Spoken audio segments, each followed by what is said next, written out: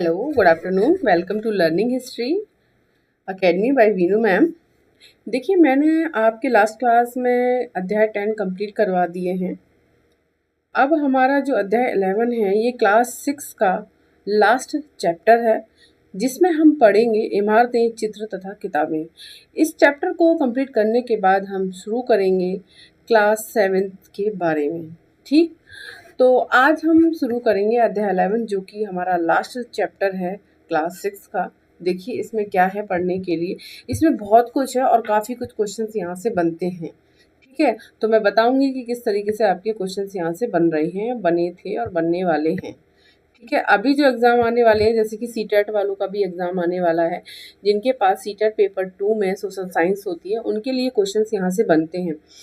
NCERT में 6 से लेकर 12 तक के पढ़ने के बाद इसमें क्वेश्चंस यहीं से बनेंगे। सीटेट पेपर 2 में, चाहे वो यूजीसी नेट हो, इन दोनों में ही क्वेश्चन ज़्यादा देखने को मिलते हैं। बाकी जी के जीएस में भी आप यहाँ से क्वेश्चन देखने को मिलेंगे आपको। ठीक है, तो हम पढ़ते हैं अध्याय 11 के बारे में। इमारतें, चित्र तथा किताबें क्या कहती हैं।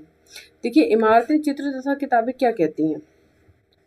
आइए हम जानते हैं कि ये कौन सी इमारतें हैं जिसके बारे में इस चैप्टर में जिक्र किया गया है। कौन से वो चित्र हैं जिसके बारे में यहाँ बताया गया, और वो कौन सी किताबें हैं जिसके बारे में यहाँ जिक्र किया गया है। चलिए पढ़ते हैं हम। क्लास 6 में एक मरुत्स्वामी और लौह स्तंभ, मतलब एक स्टूडेंट्स होता है जिसका नाम होता है मरुत्स्वामी। ठीक है, तो मरुत्स्वामी क्या है। मरुत्स्वामी एक बच्चा है क्लास 6 का।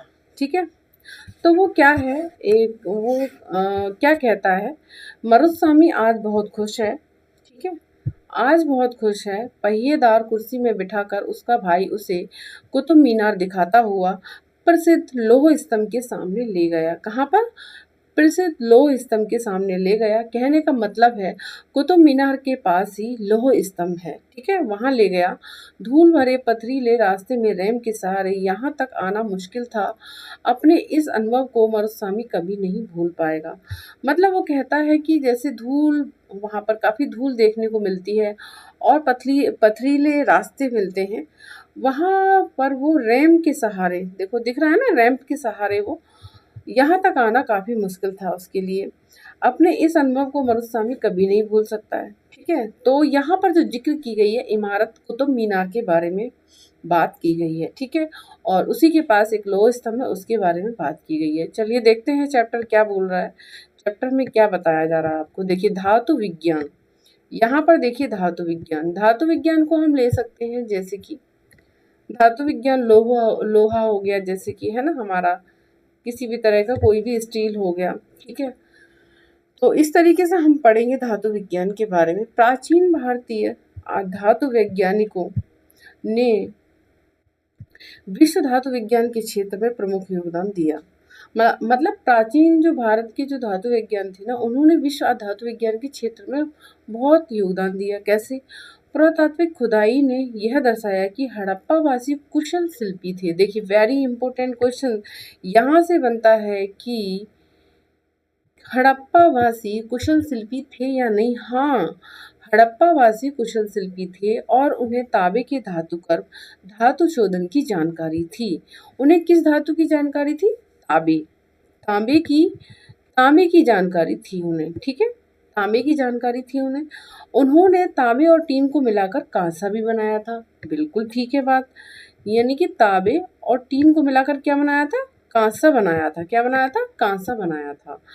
यहाँ जहाँ हड़प्पावासी कांस्य युग से जुड़े थे, वहीं उनके उत्तराधिकारी लौह युग से संबंध थे। कहने का मतलब है जहाँ हड़प्पावासी क्या थे? कांस्य युग से संबंध थे। ठीक है, कांस्य युग से जुड़े थे। कांस्य युग भी बोला जाता है इसको, कांस्य युग से भी जुड़े थे।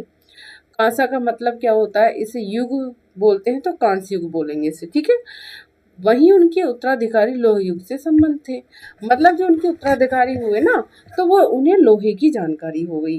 कहने का मतलब यहाँ पर ये है। देखिए और थोड़ा सा पढ़ते हैं।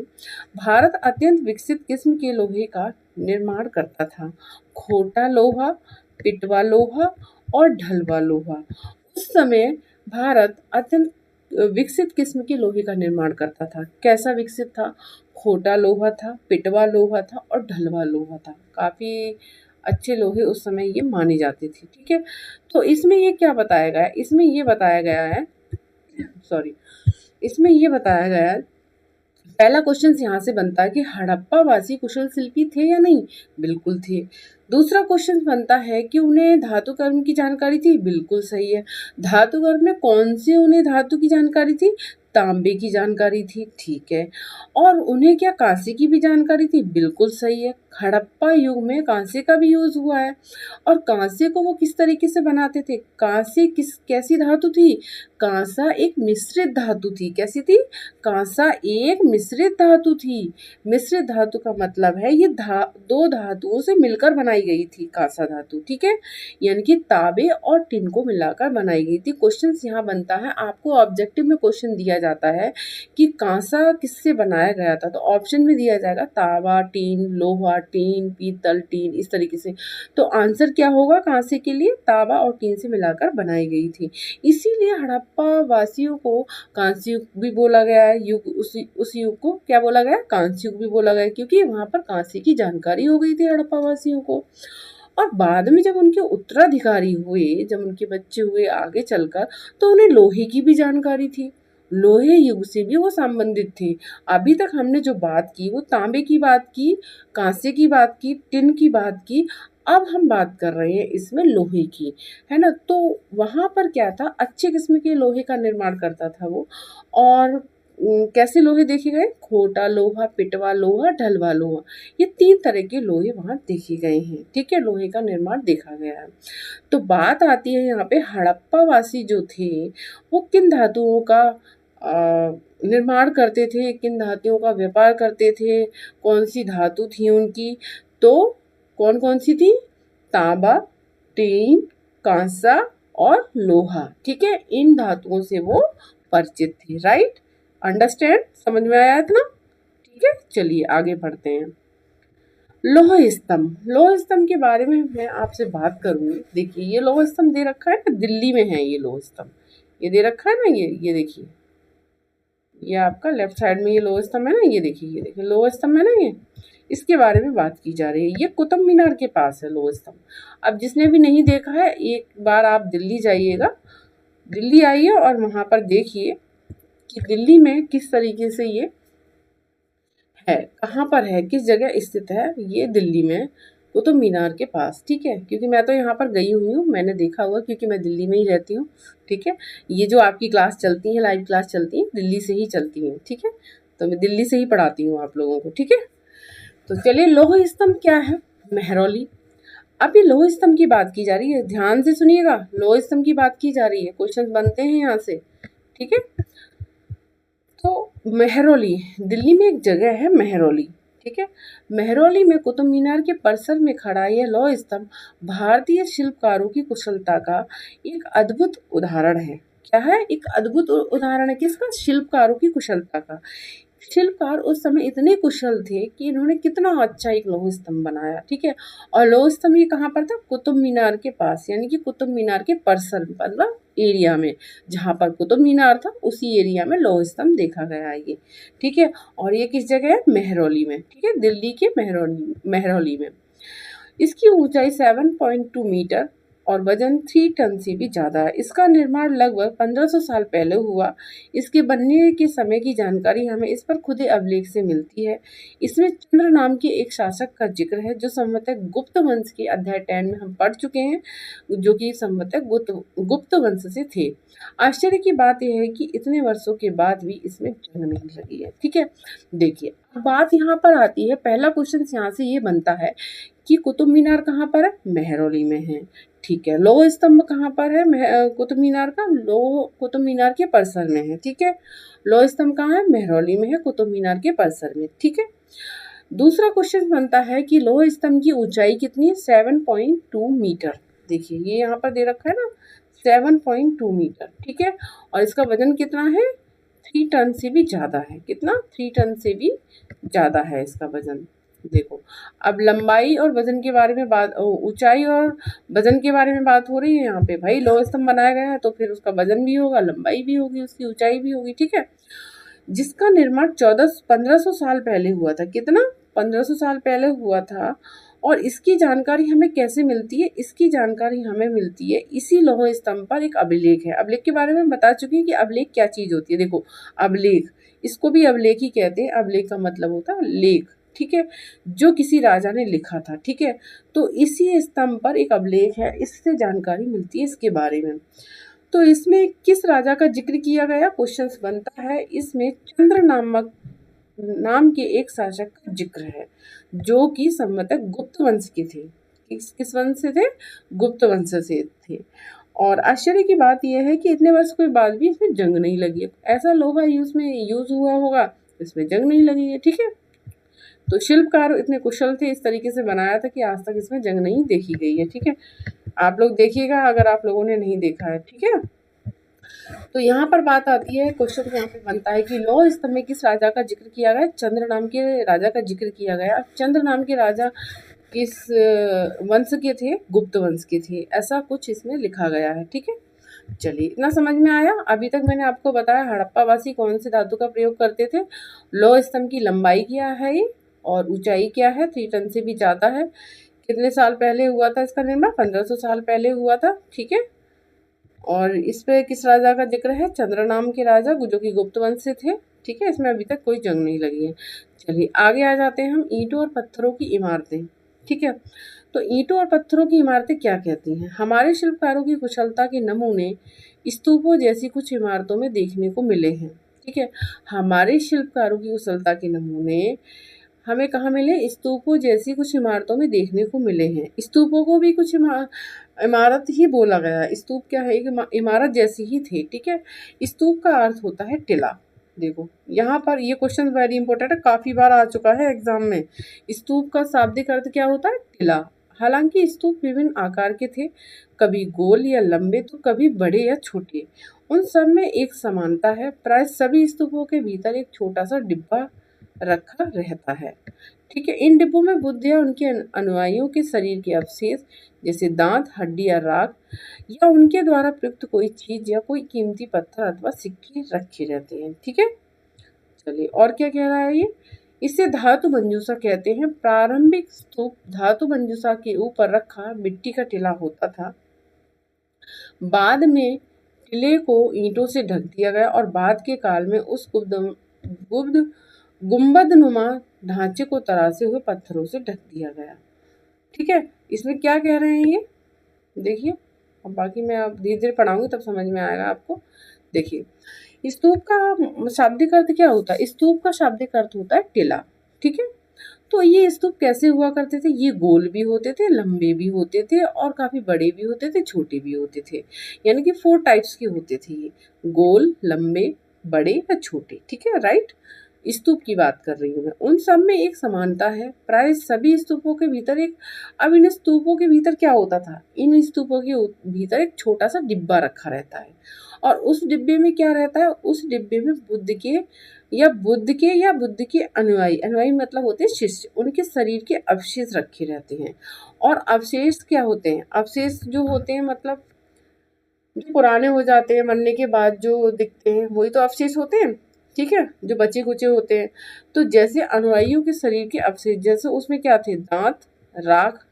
राख का मतलब होता है जब उनको जलाया जाता था तो जो राख होती थी, दांत, राख और हड्डी, ये सब रखे रहते थे स्तूप के अंदर, जो डिब्बा होता था उसके अंदर, ठीक है। या उनके द्वारा प्रयुक्त कोई चीज या कोई कीमती पत्थर अथवा सिक्के रखे जाते थे। मतलब जब वो किसी चीज को प्रयोग करते थे या कीमती पत्थर को प्रयोग किया उन्होंने या किसी सिक्के को प्रयोग किया, उसको भी उसके अंदर रखा जाता था। किसके अंदर? डिब्बे के अंदर। डिब्बा किसके अंदर रहता था? स्तूप के अंदर। स्तूप के अंदर डिब्बा, और डिब्बे के अंदर बुद्ध या अनुयायियों की चीजें रहती थी, ठीक है, राइट। इसे धातु मंजूषा कहते हैं। क्या कहते हैं? इसे धातु मंजूषा कहते हैं। प्रारंभिक स्तूप धातु मंजूषा के ऊपर रखा मिट्टी का टिला होता था। मतलब जो शुरू में जो स्तूप बनाए गए थे ना, धातु मंजूषा के ऊपर रखा मिट्टी का टिला होता था। धातु मंजूषा कहते हैं, इसे धातु मंजूषा कहते हैं, ठीक है। क्या होता था? मिट्टी का टिला होता था, ठीक है। बाद में टिलों को ईंटों से ढक दिया गया। क्या किया गया? बाद में इन्हीं टिलों को, देखो सुनो, प्रारंभिक स्तूप धातु मंजूषा के ऊपर रखा, मिट्टी का टिला होता था। क्या होता था? मिट्टी का टिला होता था और बाद में टिले को ईंटों से ढक दिया जाता था। पहले तो मिट्टी का टिला होता था और उसको फिर क्या करते थे? ईंटों से ढक देते थे। और बाद के काल में उस गुम्बदनुमा ढांचे को तरासे हुए पत्थरों से ढक दिया जाता था। कहने का मतलब है कि पहले तो ये मिट्टी का टिला होता था, ठीक है, धातु मंजूषा के ऊपर रखा एक मिट्टी का टिला होता था और फिर उस मिट्टी को ईंटों से ढक दिया जाता था और बाद में उसको पत्थर से ढक दिया जाता था। मतलब गुम्बदनुमा ढांचे को एक मतलब उसको ना ऐसा ढांचा बनाया जाता था, गुम्बदनुमा ढांचा बनाया जाता था। जैसे ये बन रहा है ना, ये देख रहे हो ना पिक्चर में, चित्र में दे रखा है। गुम्बदनुमा ढांचे से और फिर पत्थरों से ढक दिया, पहले मिट्टी से, फिर ईंटों से और फिर पत्थरों से ढक दिया जाता था और उसकी बनावट गुम्बदनुमा दिखती थी। राइट, समझ में आया ना? स्तूप की बात हो रही है, ऐसे स्तूप बनाए जाते थे। समझ गए ना? स्तूपों को ऐसे बनाया जाता था, ठीक है। इसी तरीके से स्तूप को बनाते थे, तो कभी वो बड़े होते थे, कभी छोटे होते थे, कभी गोल तो कभी लंबे होते थे, है ना? हाँ। प्राय स्तूपों के चारों ओर परिक्रमा करने के लिए एक वृत्ताकार पथ होता था, जिसे प्रदक्षिणा पथ कहते हैं। इस रास्ते को रेलिंग से घेर दिया जाता था, जिसे वेदिका कहते हैं। वेदिका में प्रवेश द्वार बने होते थे। रेलिंग तथा तोरण प्राय मूर्तिकला की सुंदर कलाकृतियों से सजे होते थे। देखिए, इतनी सी बात मैं अभी समझाऊंगी आपको। देखो, समझ में आया? नहीं आया वो समझ, देखो अब मैं समझाती हूँ इसको किस तरीके से, इजी लैंग्वेज में। बिल्कुल आप टेंशन ना लीजिए, मैं हिस्ट्री को बहुत ही इजी लैंग्वेज से पढ़ाती हूँ, ठीक है। लेकिन चैप्टर को बस मैं पार्ट वाइज लेकर आती हूँ, टॉपिक वाइज लेकर आती हूँ, ठीक है। तो जैसे स्तूप होते थे ना, स्तूपों के चारों ओर अब स्तूप बन गए हमारे। जैसे हमने बताया अभी कि ये पहले मिट्टी का टिला होता था, फिर ईंट से ढक दिया जाता था और फिर क्या करते थे? फिर इसको तरासे हुए पत्थरों से ढक दिया जाता था, तो गुम्बदनुमा बन जाता था वो स्तूप, ठीक है। स्तूप हो गए। अब उन्हीं स्तूप के चारों ओर परिक्रमा करते थे लोग, ठीक है। परिक्रमा करने के लिए एक वृत्ताकार पथ बनाया जाता था। वृत्ताकार क्वेश्चंस बनता जाता है कि परिक्रमा करने के लिए किस तरीके का वृत्ताकार पथ बना होता था। तो वृत्ताकार पथ बना होता था। किस तरीके का पथ? वृत्ताकार पथ। और उस वृत्ताकार पथ को क्या कहते थे? प्रदक्षिणा पथ कहते थे। क्या कहते थे? प्रदक्षिणा पथ कहते थे। क्वेश्चन है ये, बहुत वेरी इंपॉर्टेंट क्वेश्चन है। मतलब क्वेश्चन कैसे पूछा जाता है? स्तूप के चारों परिक्रमा करने के लिए वृत्ताकार पथ होता था, उसका उसे क्या बोलते थे? प्रदक्षिणा पथ बोलते थे, ठीक है। इतना आया समझ में? इस रास्ते को रेलिंग से घेर दिया जाता था। अब ठीक है, गोल गोल तरीके से वृत्ताकार बना लिया गया पथ, उसको प्रदक्षिणा पथ बोला गया। वृत्ताकार पथ नहीं बोला जाएगा, उसे क्या बोला जाएगा? प्रदक्षिणा पथ बोला जाएगा, ठीक है। और उसी अभी एक रास्ता बन गया, इसके चारों लोग परिक्रमा लगाते थे चारों तरफ से गोलाई में, ठीक है। और इसी रास्ते को फिर क्या करते थे? रेलिंग से घेर देते थे। रेलिंग, जैसे आजकल के घरों में रेलिंग देखते हैं ना, ऐसे रेलिंग से घेर दिया जाता था। और रेलिंग से घेरने के बाद फिर इसका नाम क्या होता था? जिसे वेदिका कहते थे, ठीक है। क्या कहते थे? रेलिंग पे जब इसकी रेलिंग बना दी जाती थी, फिर इसको बोलते थे वेदिका। क्या बोलते थे? वेदिका, ठीक है। समझ में आया? प्रदक्षिणा और वेदिका, ठीक है। जब ये थोड़ा कुछ बना होता था तो प्रदक्षिणा पथ होता, जब पूरा रेलिंग से घेर दिया जाता था तो वेदिका कहलाता था, यही पथ, ठीक है। वेदिका में प्रवेश द्वार बने होते थे। बिल्कुल सही बात है, आपने कहीं मंदिर देखा होगा ना, गोलाई में उसके वृत्ताकार पथ होता है, ऊपर चढ़ के जाते हैं, फिर गोलाई में घूमते हैं, फिर वहाँ रेलिंग होती है, फिर रेलिंग में ही आपने प्रवेश द्वार देखे होंगे, एंट्री गेट देखे होंगे, है ना। एंट्री गेटों पर क्या होता था? रेलिंग तथा तोरण। रेलिंग रेलिंग तोरण जो होता है ना, तोरण, तोरण का मतलब समझते हैं ना, सभी समझते हैं तोरण का मतलब, तोरण सजाया जाता है, जैसे दरवाजे पे तोरण लगा होता है ना। तो रेलिंग तथा तोरण प्राय मूर्तियों की सुंदर कलाकृतियों से सजे रहते थे। क्वेश्चन बनता है कि रेलिंग तथा तोरण प्राय किससे सजे रहते थे? मूर्ति कला की सुंदर कलाकृतियों से घिरे रहते थे। देखो, तो तोरण होता है, जैसे घर में हम कहते हैं ना कि जब भी हमारे कोई फेस्टिवल होता है तो हम तोरण लेकर आते हैं अपने घर के लिए, दरवाजे पे लगाने के लिए। तो रेलिंग और तोरण दोनों पर ही मूर्ति कला की सुंदर कलाकृतियां लगी रहती थी। ये जो बात हो रही ना, स्तूप की जो बात हो रही है, ये बुद्ध के समय की बात हो रही है। गौतम बुद्ध जब थे, गौतम बुद्ध की बात हो रही है पूरी ये, ध्यान से सुनिएगा। गौतम बुद्ध के बारे में बात हो रही है। गौतम बुद्ध ने जिस तरीके से पहले वो उपदेश दिए थे, उस समय कैसे वहाँ पर उस वो बनाए गए थे, स्तूप बनाए गए थे। स्तूप हमें देखने को मिले, जैसे सारनाथ में भी हमें स्तूप देखने को मिले हैं काफ़ी। लास्ट क्लास में मैंने आपको पढ़ाया था कि सारनाथ में क्या देखने को मिले, स्तूप देखने को मिलते हैं। ठीक है, चलिए आगे हम देखते हैं। मानचित्र 7 पृष्ठ 105 में अमरावती ढूंढो। अमरावती क्या है? यहाँ कभी एक भव्य स्तूप हुआ करता था। लगभग 2000 साल पहले इस स्तूप को सजाने के लिए शिलाओं पर चित्र उकेरे गए थे। ठीक है, चलिए देखते हैं 105 पर। अभी इसमें तो नहीं दे रखा है, अभी आगे पढ़ेंगे कौन सा है। चलिए हम स्तूप को देख लेते हैं, अमरावती के स्तूप को ऐसे ही पढ़ते हैं। ठीक है, आप लोग देख लीजिए बुक में। तो मानचित्र 7 पृष्ठ 105 में क्या है? अमरावती। तो अमरावती जब हम देखते हैं, अमरावती में ये बुक में देखिए, इसमें नहीं है ये। ठीक है, आपके पास बुक होगी तो उसमें देख लीजिए।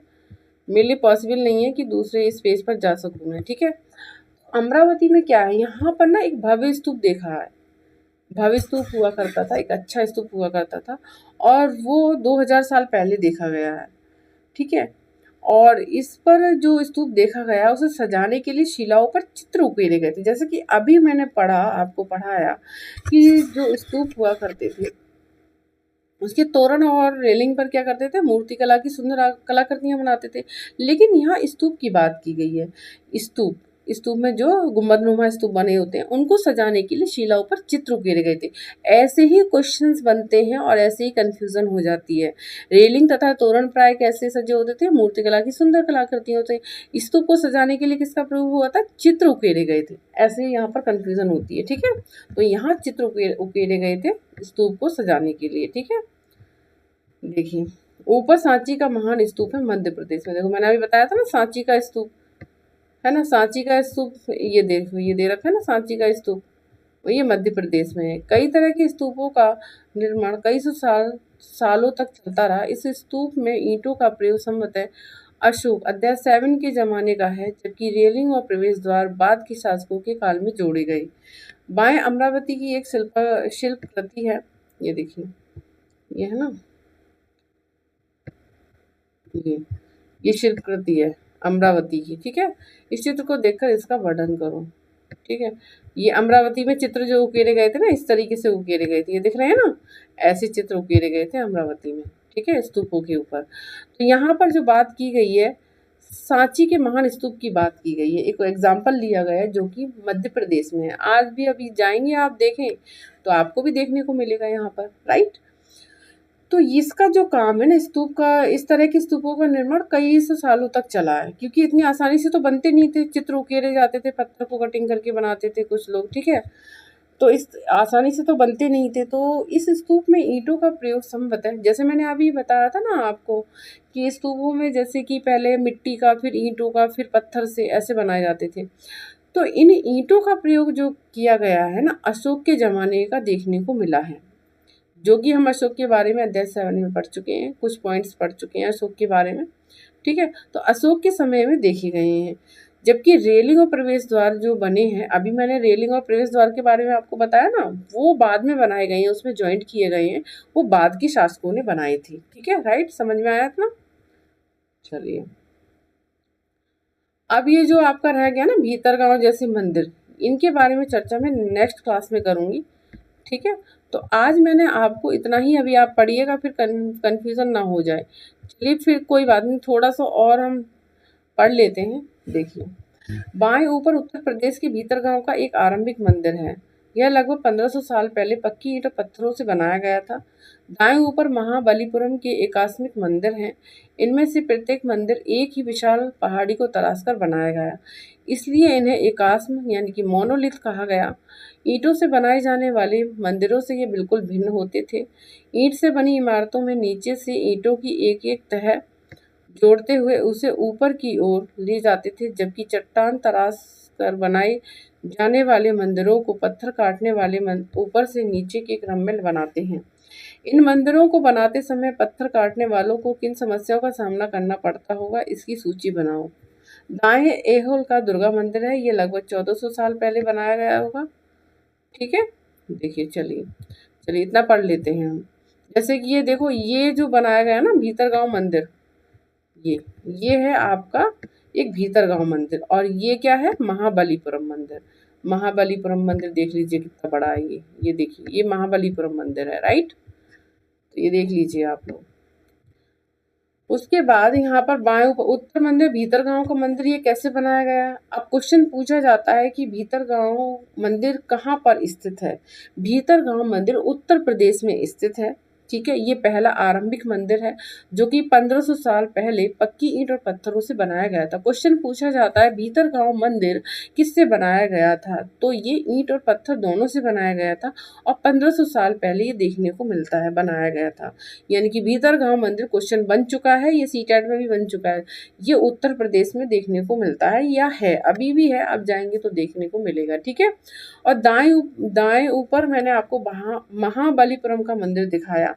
ये एकात्म मंदिर कहलाता है। इसको महाबलीपुरम मंदिर है ना, इसको क्या कहते हैं, इसको कहते हैं एकात्म मंदिर। एकात्म मंदिर इसको क्यों कहा गया है, इसमें प्रत्येक मंदिर एक विशाल पहाड़ी को तराश कर बनाया गया है, इसलिए इन्हें एकात्म कहा गया है। मतलब एकात्म का मतलब क्या होता है, मोनोलिथ मतलब एक, ठीक है। मतलब जो महाबलीपुरम मंदिर है उसको क्या बोला गया, एकात्म मंदिर बोला गया है। क्यों बोला गया, क्योंकि ये एक पहाड़ी को तराश कर बनाया गया है, ठीक है। ईंटों से बनाए जाने वाले मंदिरों से बिल्कुल भिन्न होते थे। मतलब जो पत्थर से बनाए जाते थे ना, ये ईंटों से बिल्कुल भिन्न होते थे, अलग दिखते थे। ईंट से बनी इमारतों में नीचे से ईंटों की एक एक तह जोड़ते हुए उसे ऊपर की ओर ले जाते, जबकि चट्टान तराश कर बनाए जाने वाले मंदिरों को पत्थर काटने वाले ऊपर से नीचे के क्रम में लाते थे।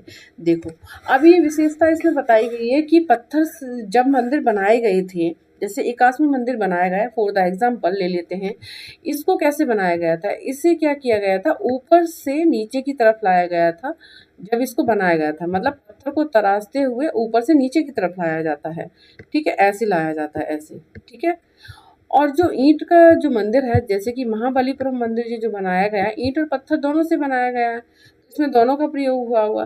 और जो कि हमारे आजकल की डेट में भी हम देख सकते हैं, जैसे कि घर बनते हैं ईंटों के, वो नीचे से ऊपर की तरफ बनते हैं, लेकिन पत्थर को कैसे काट कर बनाया जाता है, ऊपर से नीचे की ओर। याद रखिएगा, ऐसे क्वेश्चन बनते हैं, ठीक है। भीतरगांव जैसे मंदिरों में उनके ऊपर काफी ऊंचाई तक निर्माण किया जाता था, जिसे शिखर कहते थे। जिसे क्या कहते थे, शिखर। यानी कि भीतरगांव जैसे मंदिर जो होते हैं ना, ऊंचाई तक निर्माण किया जाता है, उसको क्या कहते हैं, ये वाला जो भाग होता है ना, ये देखिए मैं दिखाती हूँ, ये सबसे ऊपर वाला भाग, ये क्या कहता है, कहलाता है शिखर, कहलाता है ये, right. Please like share subscribe भी करते रहे चैनल को, ठीक है, जिससे मैम को मोटिवेशन मिलता है, ठीक है। और आप लोग अच्छे से पढ़ते रहिए। चलिए अपने टॉपिक पे पढ़ते हैं। तो शिखर कहते थे, शिखर निर्माण के कठिन कार्य के लिए सावधानी से योजना बनानी पड़ती थी। बिल्कुल सही बात है। अधिकतर मंदिरों में मंडप नाम की एक जगह होती थी। यह एक सभागार होता था जहाँ लोग इकट्ठा होते थे, ठीक है। तो यहाँ पर एक बात की गई है कि भीतरगांव जैसे मंदिर है ना, वो ऊंचाई तक निर्माण किया जाता था, उसको शिखर कहते थे। ये क्वेश्चन पूछा जाता है, शिखर क्या होते हैं, जब ऊंचाई तक निर्माण किया जाता है उसकी चोटी को हम शिखर कहते हैं, ठीक है। ये बहुत ही कठिन से ही चलेगा काम, बिल्कुल सही है, ऑब्वियसली सी बात है। और अधिकतर मंदिरों में मंडप की जगह होती थी, मंडप। यह एक सभागार होता था जहां लोग इकट्ठे होते थे। तो क्वेश्चन बनता है कि मंडप क्यों प्रसिद्ध था। मंडप जो था वो सभागार होता था जहां लोग इकट्ठे हुआ करते थे। मंडप कहाँ पाया जाता है, मंडप मंदिरों में पाया जाता है जहां लोग इकट्ठे होते हैं, उसको सभागार कहते हैं, ठीक है। इस तरीके से क्वेश्चन बनते हैं। मानचित्र 7 प्रश्न 05, महाबलीपुरम और ऐहोल को ढूंढो। इन शहरों में पत्थरों से बने कुछ उत्कृष्ट मंदिर हैं, इनमें से कुछ यहाँ दिखाए गए हैं। महाबलीपुरम के बारे में बात कर चुकी हूँ। अब ऐहोल के बारे में, जैसे कि ये जो आपका ऐहोल दे रखा है, ये ठीक है। तो आप लोग देख लीजिए, अपने बुक के पृष्ठ पर देख लीजिए, ठीक है। पृष्ठ 105 पर देख लीजिए, मानचित्र जो मैप दिया हुआ है ना 105, वो मानचित्र 7 को देख लीजिए, पृष्ठ 10 यानी कि पेज नंबर 105 पर आप देख लीजिए, ठीक है। तो आगे हम चर्चा करेंगे। हमने यहाँ पर स्तूप के बारे में चर्चा की कि स्तूप किस तरीके से बनाए जाते थे, ठीक है।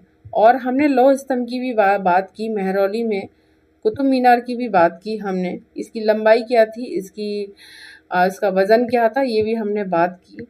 और हमने महाबलीपुरम और भीतरगांव मंदिर के बारे में भी पढ़ा। यहाँ से भी कैसे कैसे क्वेश्चन बनते हैं ये मैं आपको बता चुकी हूँ। ठीक है, अगला जो हमारा टॉपिक रहेगा कैसे क्वेश्चन बनेंगे बताऊंगी, मैं आपको पढ़ाऊंगी। स्तूप तथा मंदिर किस तरह बनाए जाते थे, इसके बारे में हम बात करेंगे नेक्स्ट क्लास में। ठीक है, तो प्लीज़ चैनल को, क्लास को लाइक शेयर और सब्सक्राइब करते रहिए, क्योंकि लर्निंग हिस्ट्री एकेडमी आपके लिए जब भी काम कर पाएगा जब उसको मोटिवेशन मिलेगा आपकी तरफ से। ठीक है, आप लोग मोटिवेट कीजिए तभी मतलब ये चैनल आपके लिए कुछ कर पाएगा। ठीक है, मैम आपके लिए कुछ कर पाएंगी। ठीक है, तो पढ़ाने में कितनी मेहनत लगती है। देखिए मेरा इतिहास काफ़ी अच्छा है और मैं बहुत अच्छे से एक स्टोरी टेलिंग करके पढ़ाती हूँ। कोई कन्फ्यूज़न है, कोई दिक्कत है तो आप मुझे कमेंट बॉक्स में बता सकते हैं कि मैम यहाँ पर प्रॉब्लम आ रही है, आप ऐसे पढ़ाइएगा। ठीक है, बाकी टेंशन ना लीजिए, एवरी चैप्टर्स के मैं पढ़ाने के बाद नोट्स लेकर आऊँगी, आपका बिल्कुल एनसीईआरटी बिल्कुल फिट कर दूँगी। कोई टेंशन नहीं होगी, आप आराम से एग्ज़ाम दे सकते हैं। सीटेट वाले तो बिल्कुल आराम से दे सकते हैं, यहाँ से क्वेश्चंस फंसते हैं सीटेट वालों के। ठीक है, सीटेट पेपर 2 जो लोग दे रहे हैं। ठीक है, तो आप लोग कामयाब हो, बस मैम की यही मनोकामना है, गॉड कृपा जो भी आप कर रहे हैं आप सक्सेस हो उसमें। ठीक है, और मुझे भी ये बात सुनने को मिले कि मैम की क्लास देखी थी मैंने तो मुझे मेरे क्वेश्चंस काफ़ी आए यहाँ से। मैं बिल्कुल प्रॉमिस करती हूँ कि आपके क्वेश्चंस यहाँ से आएंगे। सीटेट वाले, यूजीसी नेट वाले, यूजीसी नेट वालों का यहाँ से बेस अच्छा होगा और सीटेट वालों के यहाँ से 15 से 16 क्वेश्चंस यहाँ से फंसेंगे फंसेंगे। ठीक है, हिस्ट्री के क्वेश्चंस आते हैं पेपर 2 में। ठीक है, तो आप लोग प्लीज़ चैनल को लाइक शेयर और सब्सक्राइब करते रहिए। मिलते हैं कल इसी समय नेक्स्ट क्लास में। स्तूप और मंदिर किस तरीके से बनाए जाते थे इसके बारे में हम चर्चा करेंगे और यहाँ से किस तरीके से क्वेश्चंस बनते हैं इसके बारे में भी हम चर्चा करेंगे आपके साथ। ठीक है, तो मिलते हैं कल इसी समय क्लास में। Bye bye, take care.